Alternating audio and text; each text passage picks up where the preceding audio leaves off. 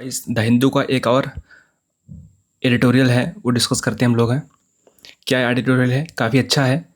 ये तो गाज़ा की प्रशासनिक व्यवस्था के लिए बात करता है कि गाज़ा कहाँ पे है दोस्तों। ये वेस्ट एशिया में है।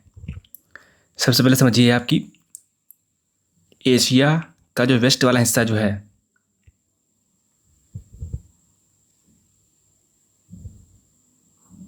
ठीक है, ये वाला हिस्सा,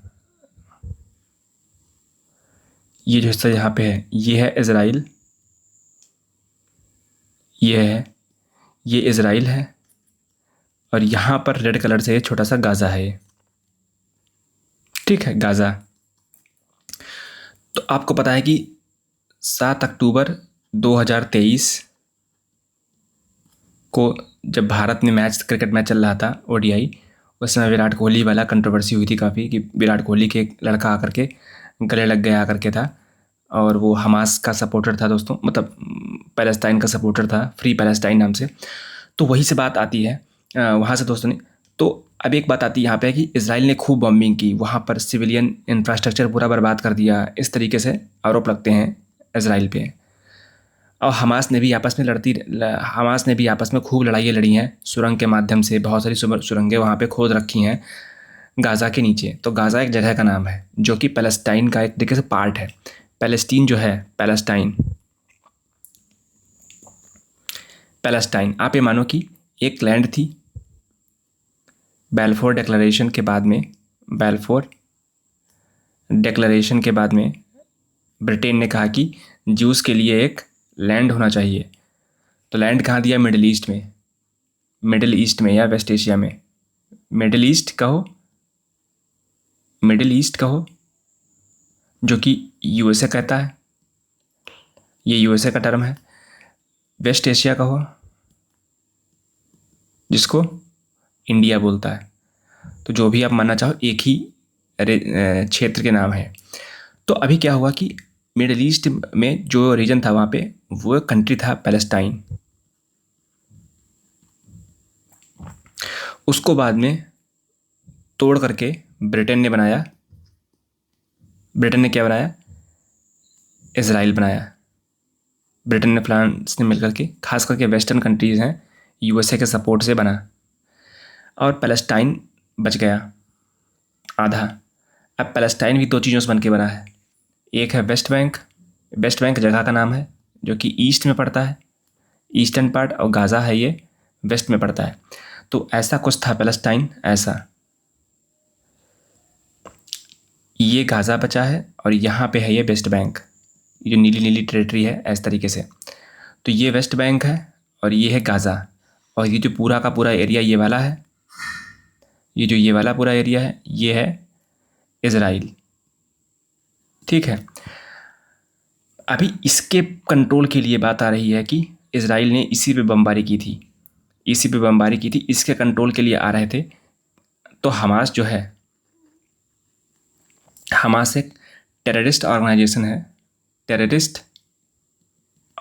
है। ये वेस्टर्न कंट्रीज़ और प्लस इज़राइल मानता है इसको। इंडिया हमास को टेररिस्ट ऑर्गेनाइजेशन नहीं मानता है। और ये हमास कहाँ पे बेस्ड है? हमास ने एक तरीके से ये कहा है, हमास ने यही कहा है कि आप मान लो कि वहाँ पर कि उसने जो अपना सिविलियन कंट्रोल था, जो गवर्नेंस दो तरीके से चलती है। गवर्नेंस के दो पार्ट होते हैं मेजर, सिविलियन और मिलिट्री। तो गवर्नेंस का जो सिविलियन पार्ट जो है,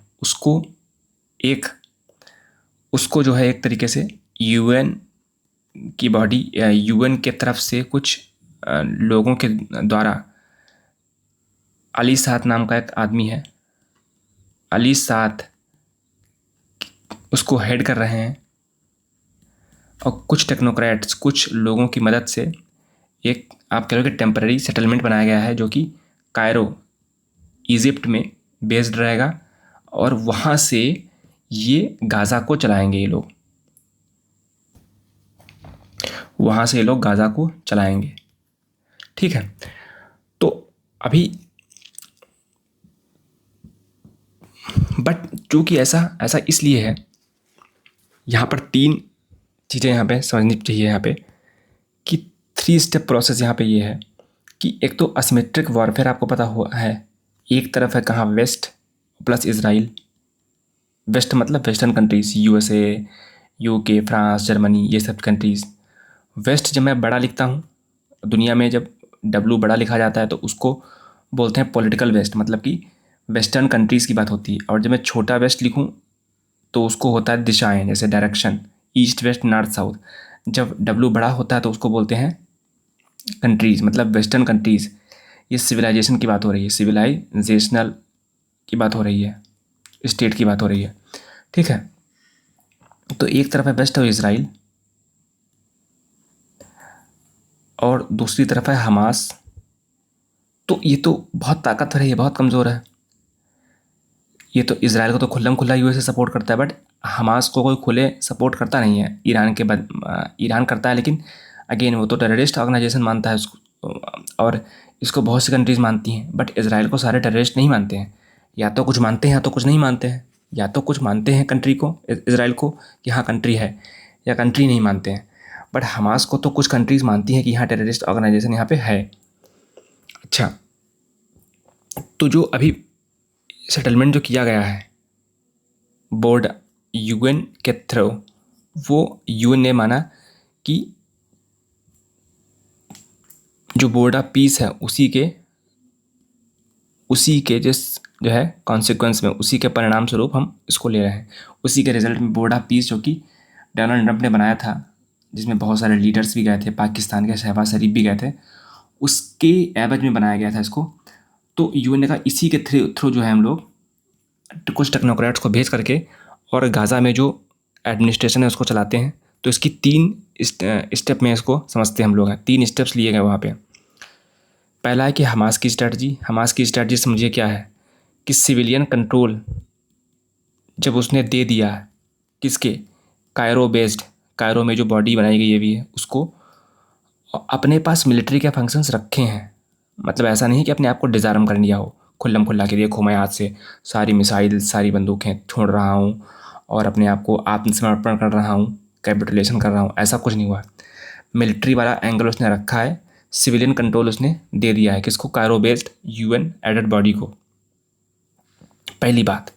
दूसरी बात यहाँ पे आती है कायरो अप्रोच, कि चूँकि यूएनएससी टाइप ये बॉडी फेल होती हैं, इसीलिए बोर्ड ऑफ पीस जैसे संस्थान की मदद से एक आप कह लो कि दोनों की, बोर्ड ऑफ पीस और प्लस यूएन दोनों की ही एक तरीके से साठगांठ से न्यूट्रल एक्सपर्ट जो कि इजिप्ट है, उसमें इस चीज़ को कंट्रोल दिया गया है कि आप लोग जो सिविलियन जो कंट्रोल है, जैसे कि हॉस्पिटल बनाना, स्कूल बनाना, गाज़ा का रिकन्स्ट्रक्शन करना, इतनी बिल्डिंगें गिरा दी गई हैं वहाँ पे, इसराइल ने इतनी गिराई बिल्डिंग्स हैं कि क्या करें अब, तो उसको कंट्रोल करना अभी उनके बाद, अभी उसकी बात हो रही है यहाँ पे। तीसरा एंगल है कंप्लीट डिज़ार्मामेंट। हालांकि यूएसए ने इसको एक्सेप्ट कर लिया है टेम्परेरीली, बट उन्होंने ये बात कही है कि हमास के पास कोई भी मिलिट्री नहीं होनी चाहिए। इस तरीके से इसकी अप्रोच है। हमास का अच्छा रहा कि उसने इसको कंट्रोल दे दिया कायरो बेस्ड को। क्यों? क्योंकि अब क्या होगा, अब उसके पास अकाउंटेबिलिटी जो है नहीं रहेगी कि इतना कुछ बनने के बाद, इतना कुछ बिगड़ने के बाद में रिकन्स्ट्रक्शन की जो है चिंता नहीं रहेगी उसे। तो वो खुद जो है एक तरीके से अकाउंटेबिलिटी से हट रहा है, तो उसके लिए फ़ायदा ये काफ़ी है।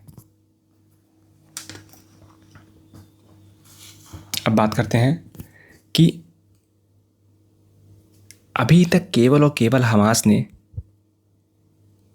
सिविलियन पावर्स को ट्रांसफ़र किया है कि हाँ ठीक कर लो, जिस तरीके से अंग्रेज़ किया करते थे भारत में कि बेकार सब्जेक्ट्स जो हैं 2 कौड़ी के, उनको भारतीयों नेताओं के उसमें ट्रांसफ़र कर दो। बट जो पैसे वाले पावर्स हैं, जो पैसे वाले सब्जेक्ट्स हैं, जैसे मिनिस्ट्री जितनी हैं, आप कह लो कि मिनिस्ट्री टाइप की पोर्टफोलियो जितना है, फाइनेंस का, होम मिनिस्ट्री का, इस तरीके की जो पावर्स थी वो उन्होंने अपने पास रखी थी। तो यही हमास ने किया है कि जो डेवलपमेंट करने वाले काम हैं वो दे दिए हैं कायरो बेस्ड यूएन बॉडी को, काफ़ी चालाकी से। और अपने पास कहा है कि मिलिट्री अभी भी मेरे हाथ में रहेगी। तो ये दिखाता है, और वो ये भी देखना चाहता है कि क्या इस यूएन बैक्ड बॉडी को क्या पूरी दुनिया फंड्स देगी या नहीं देगी। फंड्स देने का मतलब यहाँ पे ये है कि क्या स्कूल के लिए, हॉस्पिटल के लिए खर्चा देगा नहीं देगा। तो ये है।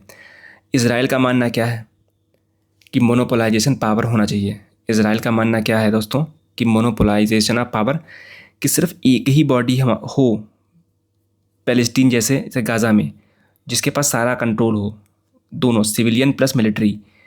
बिकॉज जब दो दो बॉडीज़ के पास पावर होती हैं, एक के पास ड्यूटी ज़्यादा है, पावर कम है। सिविलियन बॉडी जो बनाई गई भी है, ड्यूटी ज़्यादा इसके पास है कि सारा रिकॉन्स्ट्रक्शन का काम करो, बट पावर उसके पास काफ़ी कम है ना। दूसरी तरफ जो हमास है उसके पास पावर ज़्यादा है, बिकॉज मिलिट्री उसके हाथ में है। जिसके पास मिलिट्री की पावर होती है उसके पास ज़्यादा ताकत होती है। ऑब्वियसली पूरी दुनिया में देखा गया, पूरी दुनिया में ही ऐसा हाल देखा गया है। तो ये चीज़ अब यहाँ पे क्या बात है कि उसने कहा कि नहीं, एक ही बॉडी में पावर हो तो अच्छा है, इजराइल ने कहा है। ठीक है, क्यों? क्योंकि अब होगा क्या कि एक तरफ तो होगा रिकॉन्स्ट्रक्शन दुनिया की मदद से, अगर दुनिया हेल्प पैसा देती है तो। दूसरी तरफ क्या होगा कि टनल वगैरह अभी भी बनती रहेंगी वहाँ पर, जो फंड आएगा, रॉकेट्स वगैरह बनते रहेंगे। इससे क्या होगा, इजराइल को दोबारा से आप कह लो रिकन्स्ट्रक्शन, ये वहाँ पे बिल्डिंग और अस्पताल की रिकन्स्ट्रक्शन का काम नहीं होगा। वहाँ पर काम मेनली होगा एक तरीके से आप कह लो कि टनल बिल्डिंग का काम होगा। बिकॉज ग्राउंड लेवल पर करप्शन बहुत होता है। जब भारत जैसे देश में इतना करप्शन है तो एक अंडर डेवलप्ड या डेवलपिंग, जो लीस्ट डेवलपिंग लैंड है गाज़ा, वहाँ पर तो क्या ही हाल होगा आप पता लगा सकते हो। बिकॉज वहाँ पर कोई जाना नहीं चाहेगा ना, इजराइल का हमेशा डर रहेगा। कोई पढ़ा लिखा, कोई भी अच्छा इंसान वहाँ नहीं जाएगा ना, और जो आप कह लो कि बहुत ही दया वाले होंगे वो जाएंगे वहाँ पे। दूसरी बात है डिलेमा, कि इजराइल के पास क्या है। इजराइल बहुत डिलेमा में है। या तो यूएन बेस्ड जो बैक्ड आप कह लो जो प्रशासन जो भी इस्टेब्लिश किया गया है इजिप्ट में, उसकी राजधानी कायरो में, वह तो उसको माने। अगर उसको मानता है तो फिर हमास को रिग्रुप करने का मौका मिल जाएगा, दोबारा से ताकत ले लेगा। और अभी तो रसिया उलझा है वॉर में यूक्रेन के साथ में। जब रसिया यूक्रेन वॉर ख़त्म हो जाएगा, अगर ख़त्म होती है, तब तो बाद में रसिया भी उसको हेल्प करने लगेगा। आने वाले टाइम में चाइना ताकतवर हो रहा है, चाइना भी उसको हेल्प करेगा यूएसए के खिलाफ। तो एक ये ताकत बनेगी। तो इसराइल का बहुत रियलिस्ट पॉइंट ऑफ व्यू है कि जितनी जल्दी ख़त्म कर सकते हो अपने दुश्मन को, उतनी जल्दी ख़त्म करो। अधमरा छोड़ दोगे तो वो दोबारा से अच्छा होकर के दोबारा आपको मारेगा। तो ये है, एक तरफ ये है कि हाँ इतनी बेइज्जती हो ही चुकी है हमारी पूरी दुनिया में, थोड़ी और सही हमास को तो निपटा के मानेंगे। तो वो उसकी स्ट्रैटेजी है कि हमास को तो ख़त्म कर देंगे, जहाँ पर इतना हमको लोग दुनिया कोस रही है तो थोड़ा और कोस देगी तो कोई दिक्कत नहीं है। ये एक पॉलिसी इनकी सपोर्ट है। तो दोनों ही अपने पॉइंट ऑफ व्यू हैं। यूएन और यूएसए, सॉरी यूएन और यूएस अभी कंडीशनल टाइप की, ये जो यूएसए ने बनाया था बोर्ड ऑफ पीस, और अभी यूएन ने बनाया है यहाँ पे कायरो बेस्ड एक बॉडी।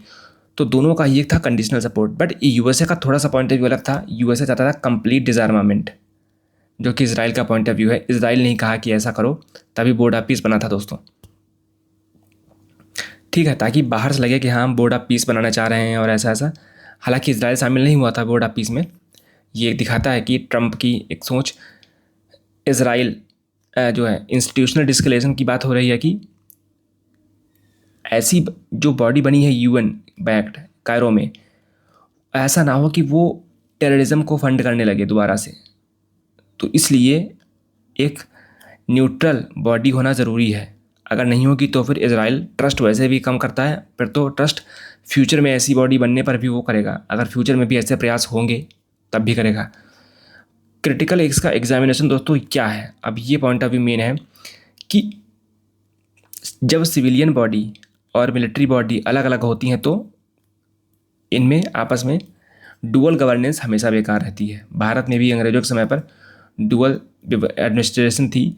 नवाब के हाथ में बेकार की पावर, बट ड्यूटी पूरी थी। अंग्रेज़ के पास ड्यूटी बहुत कम थी, बस सारे टैक्स की पावर थी। तो ऐसा ही होता है वहाँ पे, बवाल होता है और करप्शन होता है और सब कुछ डेवलपमेंट तो होता ही नहीं है और भी सिस्टम बिगाड़ जाता है, जैसा भारत में हुआ था अंग्रेज़ों के समय, तो वही सिस्टम यहाँ हो रहा है। सीक्वेंसी डिलेमा क्या है कि इजराइल कह रहा है कि पहले हमास मिलिट्री अपनी छोड़े, जो वहाँ मिलिट्री क्या मतलब गोला बारूद जो उसके पास है, ड्रोन्स हैं, मिसाइल्स है, वो छोड़े, तब डेवलपमेंट होगा, इजराइल का मानना है। बट हमास का मानना नहीं, पहले आप लोग डेवलपमेंट करिए फिर हम बारूद गोला छोड़ेंगे। तो ये आपस में ही एक तरीके से बिल्कुल उलट स्थिति है। अब ये कैसे सॉल्व होगी, यही दुनिया के लिए चिंता वाली बात है। ये दिखाता है कि भारत जैसे देश हैं जो इमर्जिंग पावर्स हैं, सुपर पावर्स हैं, ये दिखाता है कि कैसे है कि United Nations security council fail रहा है, इसीलिए यूएसए को बोर्ड ऑफ पीस बनानी पड़ रही है। इवन अभी जो हमने आर्टिकल पढ़ा था पहले कि रशिया वाला, तो रशिया वाले में भी दिक्कत ये है कि रशिया खुद यूएन का मेंबर है और खुद वो अटैक झेल रहा है। तो यूएन के आप मेंबर हो, फिर क्या गारंटी है कि आप पावरफुल बन भी जाओगे? क्योंकि हाँ, ये है कि अपने खिलाफ जो है रेजोल्यूशन को आप रोक सकते हो, इतना हो सकता है। बट अगेन आपको सैंक्शंस तो लगे हैं ना, रशिया यूएन का मेंबर होने के बावजूद भी इंडिविजुअल सैंक्शंस तो लगे ही हैं। और यूएन के सैंक्शंस क्या होते हैं? पावरफुल सैंक्शंस होते हैं, बट जब यूएस का सपोर्ट हो तब। आप बताओ, पूरी दुनिया के खिलाफ है बट इजराइल के साथ यूएसए खड़ा हुआ है। दुनिया का कोई भी कंट्री उसका कुछ नहीं बिगाड़ पा रहा, बिकॉज दुनिया की मोस्ट पावरफुल कंट्री जब आपके साथ हो तो आपका कौन बिगाड़ेगा? यही बात है। तो बात यही आती है कि यूएनएससी फेल हो चुका है। अगर यूएनएससी में इंडिया वगैरह को शामिल भी कर लोगे तो क्या होगा? तो ये अगर इंडिया मान लो शामिल भी हो गया या फिर उसका थोड़ा सा स्ट्रक्चर बदल गया तो क्या होगा? बिकॉज अब पूरी पावर सेंटर जब है, जब टेक्नोलॉजिकल जो एज है पूरी वेस्ट के पास है, खास करके यूएसए के पास में है, तो आप कुछ नहीं उसका बिगाड़ सकते हो। बेसिकली पूरी dollar system, petro dollar system उसी के पास है। जब तक डॉलर्स हैं वो उसको फ़र्क नहीं पड़ता क्या दुनिया करेगी। तो अगेन ये एक डीप रूटेड प्रॉब्लम है, स्ट्रक्चरली इसको समझना पड़ेगा तभी कुछ होगा, अदरवाइज़ ये कुछ यहाँ पे कोई सोल्यूशन दिखता नहीं हम लोगों को। स्ट्रेटेजिक इम्प्लीकेशंस क्या है भारत के लिए? भारत क्या कर सकता है? भारत का मानना हमेशा से रहा है कि 2 स्टेट सोल्यूशन, एक है इजराइल, एक है फ़लस्तीन। हालांकि ये काफ़ी वेग है बिकॉज भारत करता है, बट सपोर्ट भारत इस समय इजराइल को ही कर रहा है, क्योंकि भारत की अगेन नेशनल सिक्योरिटी का मामला है। और नेशनल सिक्योरिटी डिफाइन होती है कि आपका नेशनल डिफेंस कितना अच्छा है। नेशनल सिक्योरिटी डिफाइंड होती है कि कितना अच्छा आपका डिफेंस है, नेशनल डिफेंस है। और नेशनल डिफेंस होता है कि आपकी जो डिफेंस कैपेबिलिटीज़ हैं, तो क्या भारत अभी इतनी मैन्युफैक्चरिंग करता है? नहीं करता है। तो भारत को मल्टी डाइवर्स अपनी अप्रोच रखनी पड़ेगी कि हम जगह जगह से बैटल टेस्टेड हमको हथियार मिलते रहें। और इजराइल बैटल टेस्टेड है, इसीलिए इजराइल से हम वेपन्स परचेज़ करते हैं। तो वो एक पॉइंट ऑफ व्यू हो गया। टेक्नोलॉजिकल एज हमको तो वो भी चाहिए। तो अगेन भारत की जीडीपी ग्रोथ करने के लिए, जैसे राजस्थान में और बहुत जगह पर हमको वाटर हार्वेस्टिंग चाहिए, तो हमको इजराइल का साथ चाहिए होगा, अदरवाइज़ हम कुछ कर नहीं, अदरवाइज़। और फ़लस्तीन का सपोर्ट करके हमको कुछ मिल नहीं जाएगा। पहली बात तो यह है, फ़लस्तीन के पास कुछ है भी नहीं, देना पड़ेगा, जबकि इजराइल से बहुत कुछ हमको मिल सकता है। और इजराइल की लॉबी एक तरीके से आप कह लो कि इनफॉर्मल ग्रुप बन सकता है कि इजराइल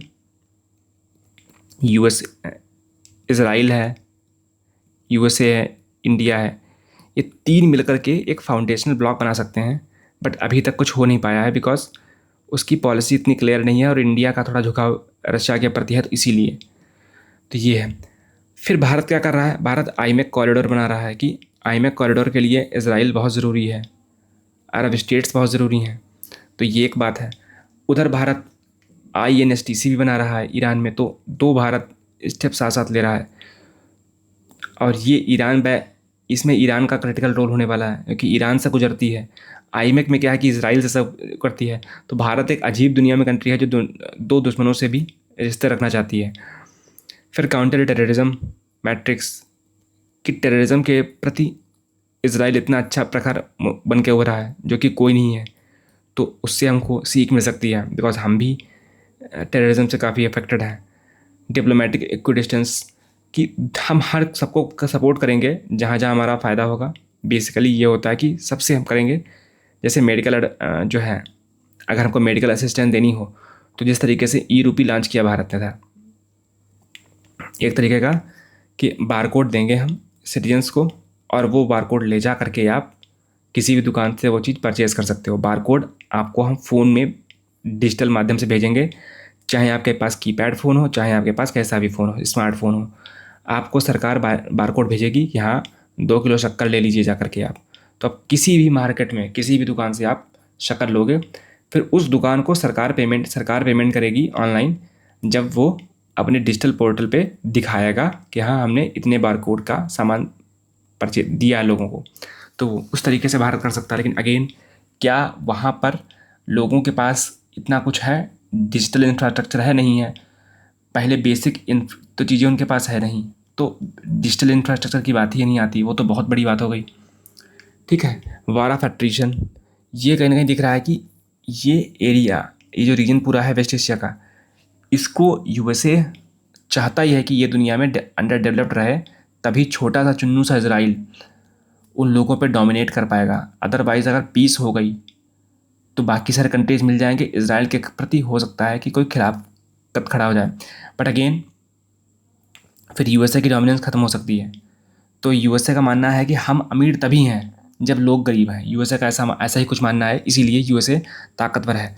वॉर ऑफ एट्रिशन का दोस्तों मतलब ये होता है कि एक दूसरे के इतने रिसोर्सेज ख़त्म कर दो कि कोई क्लियर विनर ना बचे, कोई क्लियर विनर ना बचे। तो जो थर्ड पार्टी है वो तो ताकतवर होगी। यही काम रशिया यूक्रेन में हो रहा है, आपस में इतनी लोगों की तबाहियाँ हो रही हैं। और वैसे ही यहाँ पर हो रहा है कि इजराइल और मिडल ईस्ट में जितनी भी हैं। तो again thank you very much, ये टॉपिक ख़त्म कर दिया हमने। नेक्स्ट आएंगे एक और एडिटोरियल के साथ। Bye bye.